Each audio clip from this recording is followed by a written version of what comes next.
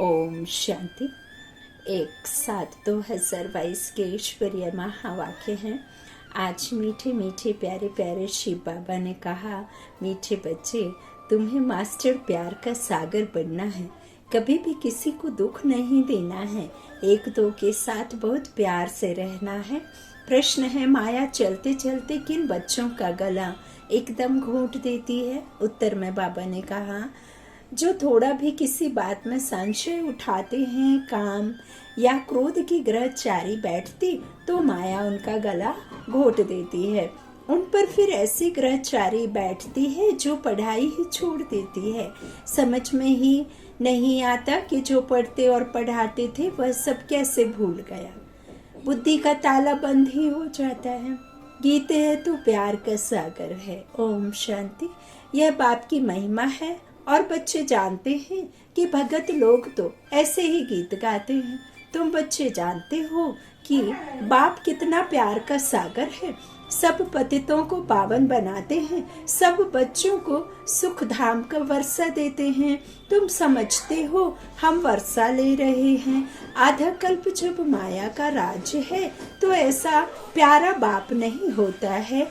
बेहद का बाप प्यार का सागर है। प्यार का, शांति का, सुख का सागर कैसे है यह तुम अभी जानते हो। प्रैक्टिकल में तुम बच्चों को सब कुछ मिल रहा है। भक्ति मार्ग वालों को मिलता नहीं है। वह सिर्फ गाते हैं, याद करते हैं, अभी वह याद पूरी होती है। बच्चे सम्मुख बैठे हैं, समझते हैं बेहद के बाप का ही गायन है। जरूर वह बाप इतना प्यार देकर गए हैं। सतयुग में भी हर एक दो को बहुत प्यार करते हैं। जानवरों में भी एक दो में प्यार होता है। शेर और बकरी एक साथ एक तालाब पर पानी पीने वाली दुनिया सतयुगी दुनिया है। यहाँ तो वह है नहीं। वहाँ कोई ऐसे जानवर नहीं होते जो आपस में प्यार से ना रहें। तुम बच्चों को भी सिखलाया जाता है। यहाँ प्यार के मास्टर सागर बनेंगे तो वह संस्कार तुम्हारा अविनाशी बन जाएगा। यहाँ सब एक दो के दुश्मन हैं, क्योंकि रावण राज्य है ना। बाप कहते हैं, कल्प पहले मिसल हूबहू तुमको अब बहुत प्यारा बनाते हैं।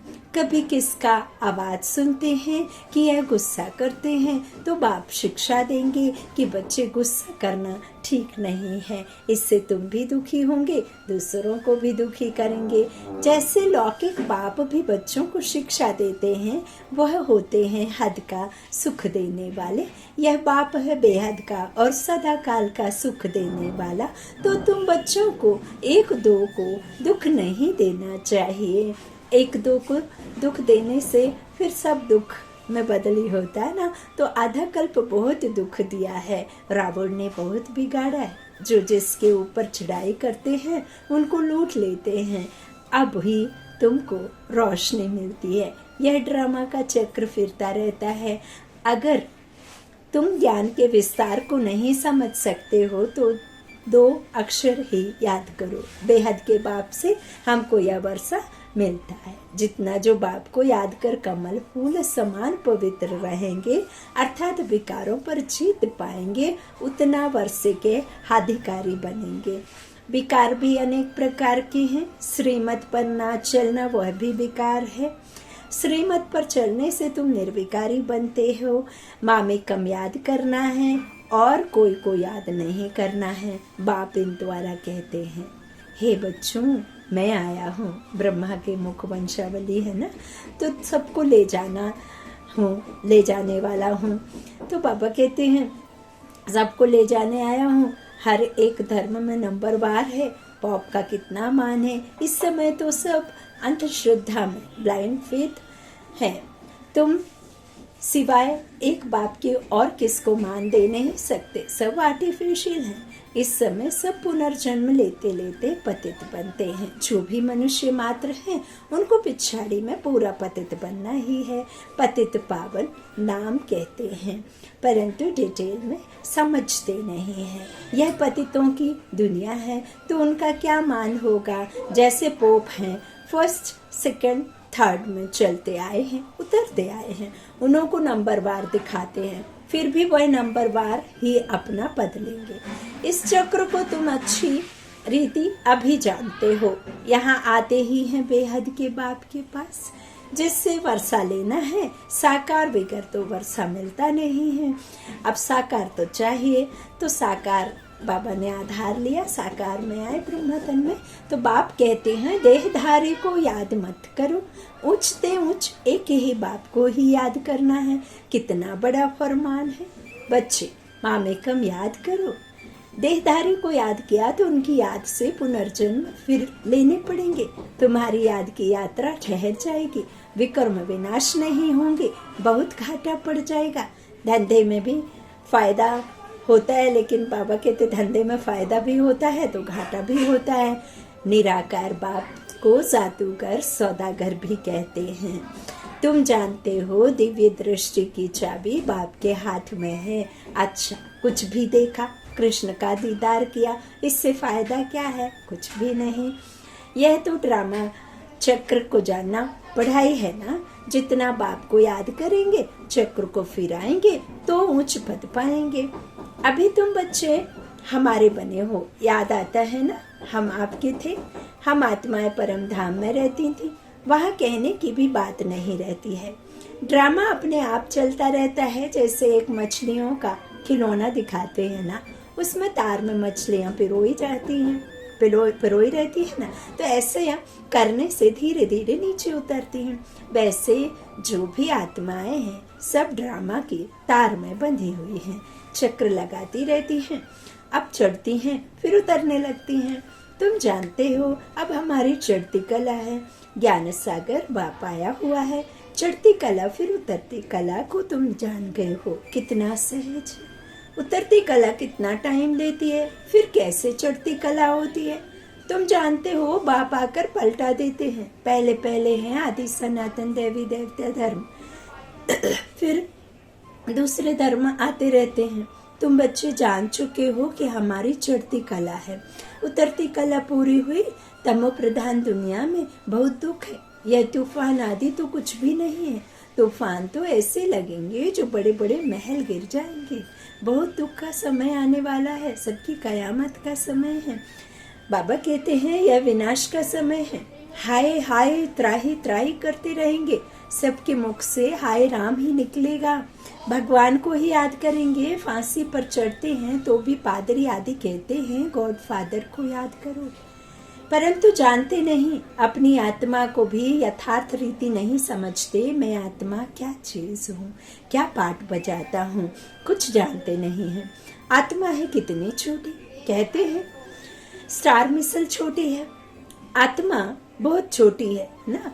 तो आत्मा बाबा कहते हैं बहुत छोटी सी लाइट है।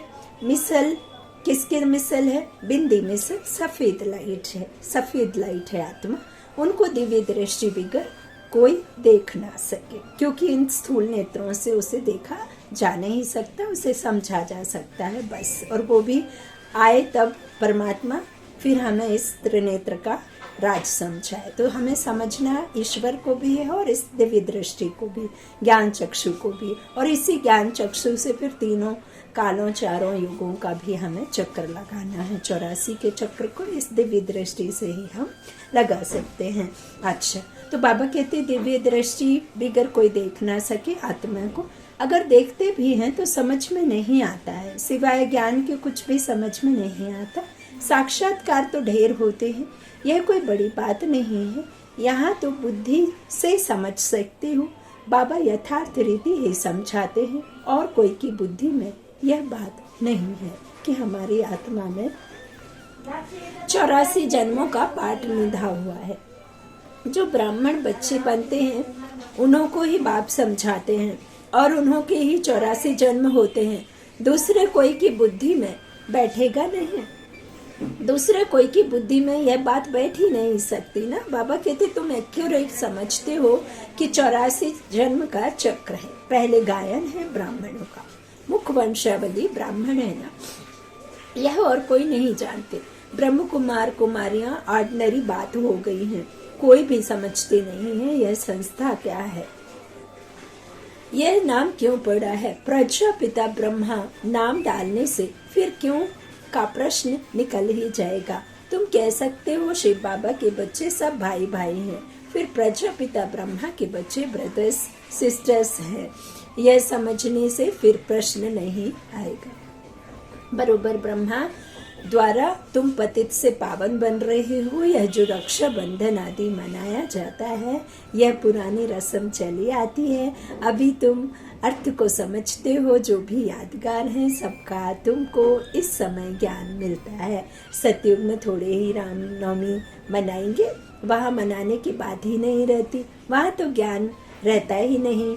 यह भी नहीं पता पड़ेगा कि हमारी उतरती कला है। सुख में जन्म लेते रहेंगे, वहाँ है ही योग बल से पैदाइश, विकार का नाम ही नहीं होता है, क्योंकि रावण का राज्य ही नहीं, वहाँ तो संपूर्ण निर्विकारी है, पहले से ही साक्षात्कार होता है। नहीं तो कैसे सिद्ध हो कि एक पुराना शरीर छोड़ दूसरा नया लेते हैं। यहाँ से तुम पहले शांति धाम जाएंगे। बच्चे समझते हैं वह हमारा घर है, उनको ही शांति धाम कहते हैं।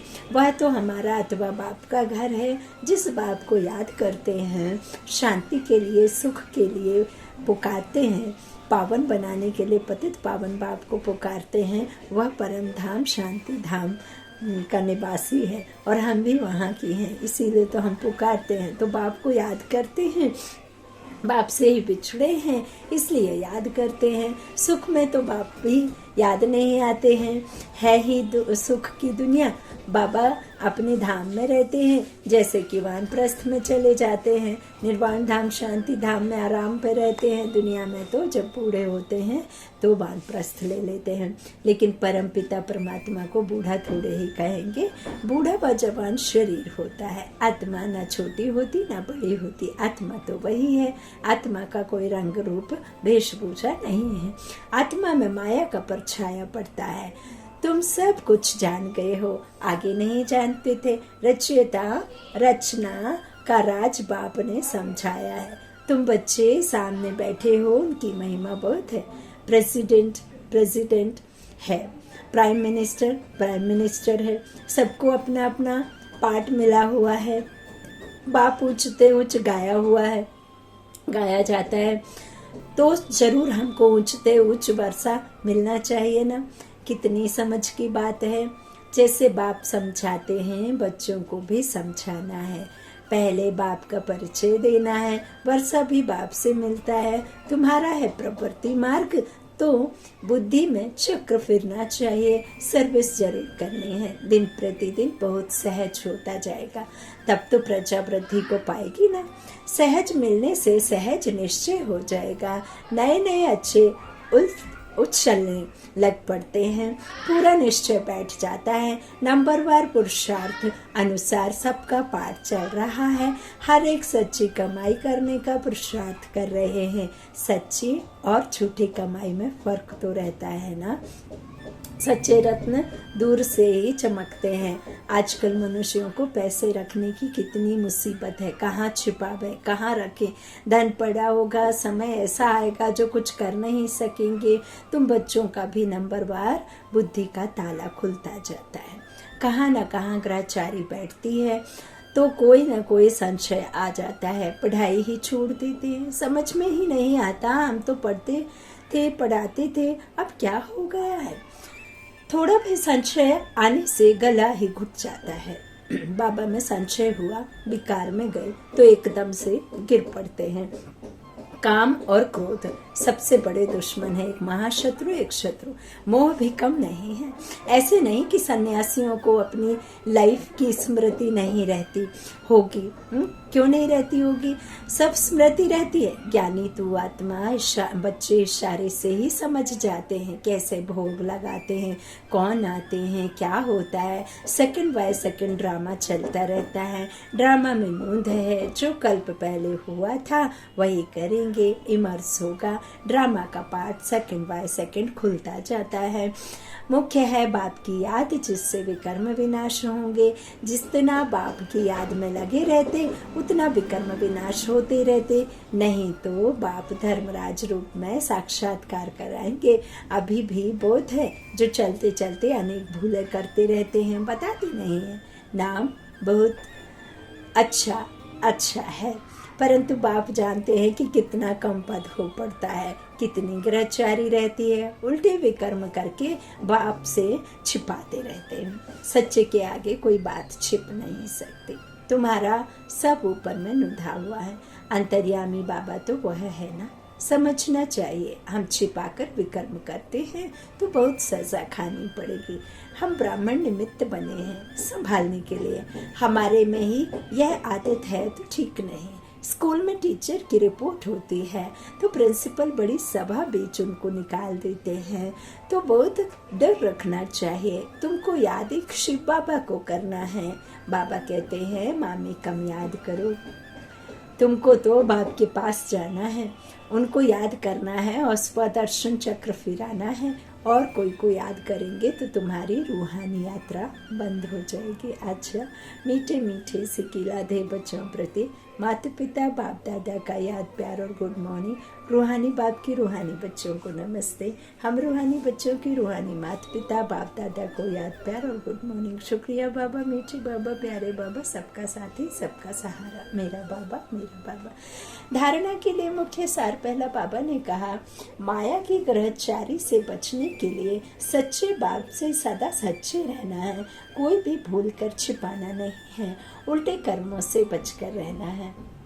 दूसरा, श्रीमत पर ना चलना भी बेकार है, इसलिए कभी भी श्रीमत का उल्लंघन नहीं करना है, संपूर्ण निर्विकारी बनना है। आज को वरदान बाबा ने दिया, अपने चेहरे और चलन से सत्यता की सभ्यता का अनुभव कराने वाले महान आत्मा भव। महान आत्माएं वह हैं जिनमें सत्यता की शक्ति है, लेकिन सत्यता के साथ सभ्यता भी जरूर चाहिए। ऐसे सत्यता की सभ्यता वाली महान आत्माओं का बोलना, देखना, चलना, खाना, पीना, उठना, बैठना, हर कर्म में सभ्यता स्वतः दिखाई देगी। अगर सभ्यता नहीं तो सत्यता नहीं। सत्यता कभी सिद्ध करने से सिद्ध नहीं होती है, उसे तो सिद्ध होने की सिद्धि प्राप्त है। सत्यता के सूर्य को कोई छिपा नहीं सकता। आज का स्लोगन, नम्रता को अपना कवच बना लो तो सदा सुरक्षित रहेंगे। नम्रता को अपना कवच बना लो तो सदा सुरक्षित रहेंगे। सिर्फ नाम नम्रता रख लेने से कुछ नहीं होता है, स्वभाव को अपना कवच बनाना है तो सदा सुरक्षित रहेंगे। अच्छा, ओम शांति। शुक्रिया बाप दादा, शुक्रिया आप सभी का, शुक्रिया। Om Shanti, good night.